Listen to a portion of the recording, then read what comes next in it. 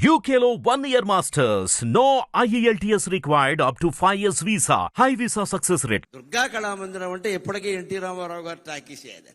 ఏడాది పైన ప్రదర్శించబడ్డాం. ఆ లవకుశలో ఉన్న రాముణ్ణి చూస్తే వాల్మీకి నేను 16 లక్షణాలు చెప్పింది ఇటువంటి వాడిని కదా, ధర్మజ్ఞ కృతజ్ఞ సత్యవాక్యో దృఢవ్రత కోన్వస్మిన్ సాంప్రదములోకి గుణవాన్ కశ్చ వీర్యవాన్ అని చెప్పానే నేను బాలకాండలో. ఆ లక్షణాలన్నీ మూర్తిభవించిన వాడు ఇంతకాలానికి ఆంధ్రదేశంలో పుట్టాడు రాని వాల్మీకి ఆయన ఆశీర్వదించాడండి. అందుకని అంతవాడయ్యాడు.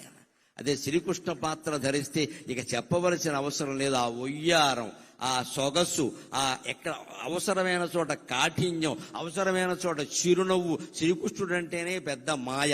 రామో విగ్రహవాన్ ధర్మక. రాముడి జీవితం తెరిచిన పుస్తకం.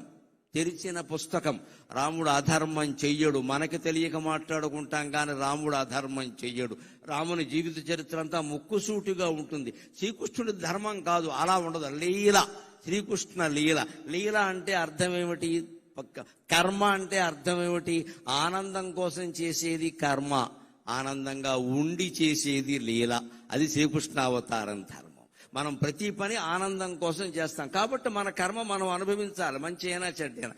తాను స్వయంగానే ఆనందో బ్రహ్మేతి వ్యజానాత్ ఆనందాదేవ కల్విమాని భూతాని జాయంతే ఆనందేన జాతాని జీవంతి ఆనందం ప్రయంజభిషం విశంతీతి అని వేదం చెప్పినట్టుగా ఆనంద స్వరూపుడై ఉండి పరమాత్మ కర్మలు చేస్తాడు. కాబట్టి శ్రీకృష్ణావతారం తర్వాత పరమాత్మ అనుభవించవలసిన కర్మఫలాలు ఏమీ లేవు. ఇది పౌరాణిక రహస్యం.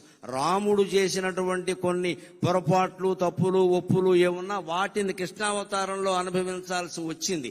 కానీ శ్రీకృష్ణ పరమాత్మ చేసింది ఏది అనుభవించాల్సి రాలా. ఎందుకంటే రాముడు నేను మనిషిని ఆత్మానం మానుషం మన్యే రామం దశరథాత్మజం అన్నాడు. నువ్వు దేవుడు అయ్యాను ఋషులు చెప్పినా సరే నాకు అవన్నీ తెలియదండి.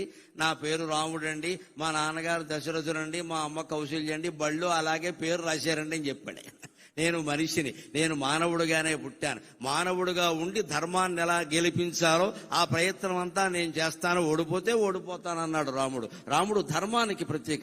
శ్రీకృష్ణుడు ధర్మం కాదు, అధర్మం కాదు, లీలకి ప్రత్యేకంగా. అంటే అసలు శ్రీకృష్ణుడు చేసిన పని మంచో చెడ్డో గ్రహించడానికి మన బుర్ర సరిపోదు. దాన్నే లీల అంటారు ఖచ్చితంగా. అది మళ్ళీ వ్యాస భాగవతం చదివితేనే అర్థమవుతుంది ఖచ్చితంగా. అటువంటి లీలామానుష వేషధారి పాత్ర ధరించడం చాలా కష్టం. రాముడు స్ట్రైట్ ఫార్వర్డ్, ముక్కుసూటిగా ఉంటాడు. ఆ నేచర్, ఆ స్వభావం ఉన్నవాళ్ళు ధరించేయచ్చు, అభ్యంతరం లేదు. కానీ కృష్ణుడు పాత్ర ధరించడం చాలా కష్టం. సత్యభామ కాళ్ళు పట్టుకున్నది కృష్ణుడే. రుక్మిణి చేత, తల్లి సత్యభామ చేత రుక్మిణి కాళ్ళు పట్టించింది కృష్ణుడే. ఇంత నేర్పుండాలంటే మరొకడికి సాధ్యమా? ఆయన ఒక్కడే ఆ పాత్ర ధరించాడు ఖచ్చితంగా. అలాగే శ్రీకృష్ణ పాత్రకు పైగా ప్రత్యేకత ఏమిటంటే కర్షతీతి కృష్ణ అంటారు. అయ్యా వారిని కూర్చోబెట్టండి, వేద పండితులు ఎక్కడొకటి కూర్చోబెట్టండి. కర్షతీతి కృష్ణ అంటారు. ఆకర్షించడమే కృష్ణుని యొక్క ప్రధాన లక్షణం. కొన్ని కోట్ల మందిని ఆకర్షించాడు ఆయన ఒక్కసారిగా. మళ్ళీ అంతగా తెలుగు జాతిని కాదమ్మా, యావత్ సినీ జగత్తుని ఆకర్షించిన వాడు ఎన్టీఆర్ ఒక్కడే. ఆ 3 అక్షరాలు ఏదో ఓంకారంలో ఉండే అకార ఉకార మకారాల్లాగా, ఐం హ్రీం శ్రీం అనే మంత్రాక్షరాల్లాగా ఎన్టీఆర్ అనే అక్షరాలు తెలుగు జాతిని పరవశింపజేసాయి మొత్తం మీద. అంత ఆకర్షణ శక్తి ఉన్నవాడు కాబట్టి ఆయన కృష్ణ పాత్ర వేయగలిగాడు.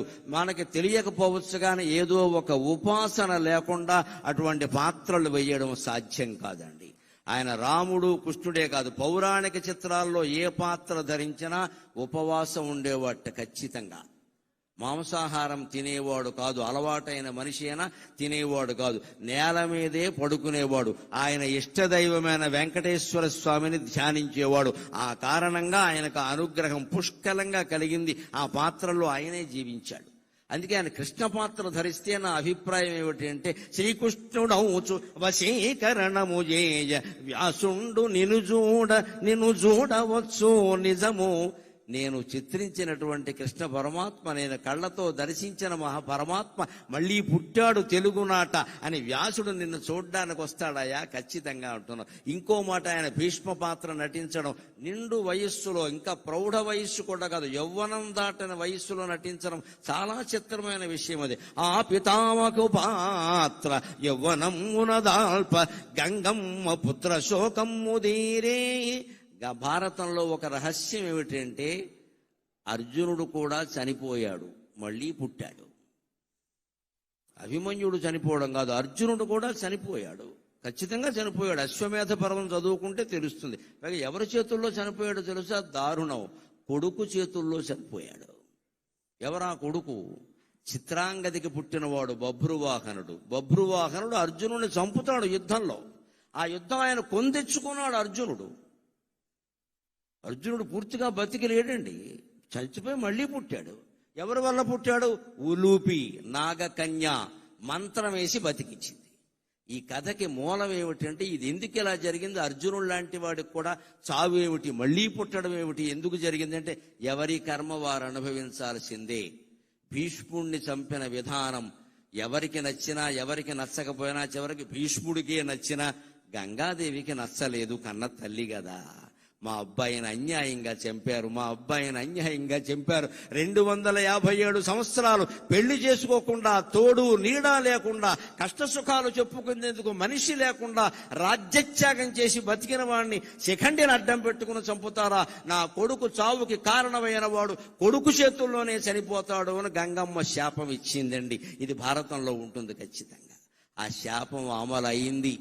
పాండవులు జయించారన్న పేరే గాని పొందిందేమీ లేదు. ఇక్కడ మన తెలుగులో కూడా ఒక సామెత, పాండవుల ప్రభుత్వం వచ్చాక మొదటి బడ్జెట్ అంతా కౌరవుల తద్దినాలకు సరిపోయింది. స్పీకర్ గారు ఉండగా చెప్పుకోవలసిన మాట. ధర్మరాజు గారి స్థానంలో ఆర్థిక మంత్రి ఎవరున్నారో కానీ వారు ప్రవేశపెట్టిన బడ్జెట్ అంతా కౌరవుల తద్దినాలకు సరిపోయింది. అందుకని తెలుగులో సామెత, పాండవుల సంపాదన అంతా కౌరవుల తద్దినాలకు సరిపోయిందని. ఏమి సాధించావు నువ్వు ఇక్కడ? ఊరికే గెలిచామన్న పేరు. కానీ అది కూడా అశ్వమేధ పర్వం వచ్చాక మళ్ళీ అశ్వమేధ యాగం చేద్దామని అర్జునుడు బయలుదేరితే అనేక రాజ్యాలకి పంపిస్తారు. అశ్వమేధం లవకుశలో కూడా ఉంది, తెలుసును కదా, పంపిస్తారు. గుర్రం ముఖం మీద ఒక పలకం ఏర్పాటు చేస్తారు. ఎవరైనా మా సామ్రాజ్యాన్ని అంగీకరించిన వాళ్ళు ఉంటే మా రాజుతో యుద్ధం చేయండి అంటారు. అందరూ అంగీకరించారు, దానికేమి ఇబ్బంది లేదు. కౌరవులనే జయించిన వాళ్ళు మిగిలిన వాళ్ళని జయించరా? బభ్రువాహనుడు పాపం వినయ సంపన్నుడు, ఒక్కొక్కడు కష్టాలు కొని తెచ్చుకుంటాడు. అర్జునుడు అంటే అలా ప్రవర్తించాడు. అక్కడ కర్మ, ఎందుకంటే గంగమ్మ శాపం ఆ బుద్ధి అలా పనిచేసింది, బుద్ధి కర్మానుసారని. ఆయన ఎదురొచ్చాడు, తండ్రిని తెలుసు, చిత్రాంగదగా పుట్టాడు ఆయన. తండ్రిని తెలుసు, నాన్నగారు మీరు వచ్చారు సంతోషం, మీతో నాకు యుద్ధం ఏమిటి, ఇదిగో మంగళహారతి బళ్ళెం పట్టుకుని నేను వచ్చాను, నా రాజ్యమే మీది, మీరు పరిపాలించుకోండి హాయిగా అంటే అర్జునుడు నోట వచ్చిన మాట ఏమరాయ్, క్షత్రియ పుత్రుడివి కాదురా, యుద్ధం చేయకుండా లొంగిపోతున్నావా, నువ్వు నా కుమారుడని చెప్పుకుందుకు నాకు అవమానం ఉందిరా, దా యుద్ధానికి రా అన్నాడు. పనిగట్టుకుని తెచ్చుకున్నాడు. వాడు భయంకరమైన యుద్ధం చేశాడు. 2 దెబ్బలతో అర్జునుడు లేచిపోయాడు. అది లెక్క. కాలం కర్మం కలిసి రాకపోతే అర్జునుడైనా ఒకటే, మరెవరైనా ఒకటే ఇక్కడ. అందుకని మన ఇష్టం వచ్చినట్టు మాట్లాడకూడదు. ఎప్పుడు యుద్ధం చేసే సమయాలు వేరు, సంధి చేసే సమయాలు వేరు చేసుకోవాలి. అలా బభ్రువాహనుడి చేతిలో చనిపోవడానికి కారణం గంగమ్మ శాపం. ఆ గంగమ్మ భీష్ముడు చనిపోయినప్పుడు పడిన బాధ మళ్ళీ ఎప్పుడు పోయి ఉంటుంది అంటే, ఎన్టీ రామారావు గారు భీష్ముడుగా నటించిన తర్వాత పోయి ఉంటుంది ఖచ్చితంగా. మా అబ్బాయి మళ్ళీ పుట్టాడు, ఎంత అందంగా ఉన్నాడు మా అబ్బాయి మళ్ళీ పుట్టాడు, తెల్లగడ్డంతో కూడా ఎంత అందంగా ఉన్నాడు మా అబ్బాయి అని గంగాదేవి చాలా సంతోషించి ఉంటుంది. రాయలై చిత్ర సామ్రాజ్యము నేలుచో అష్టదిగ్గజ కవులు అవని దిగరే. ఆయన శ్రీకృష్ణదేవరాయలై మహామంత్రి తిమ్మరసులో గాని, తెనాలి రామకృష్ణ చిత్రంలో గాని అనేక చిత్రాల్లో కృష్ణదేవరాయల పాత్ర ధరించి ఇలా అని ఒక్కసారి ఈ ఎడమ చెయ్యి మీసం మీదకి వెళ్ళింది అంటే తెలుగు జాతి మొత్తం పరవశించిపోయే సన్నివేశం అండి.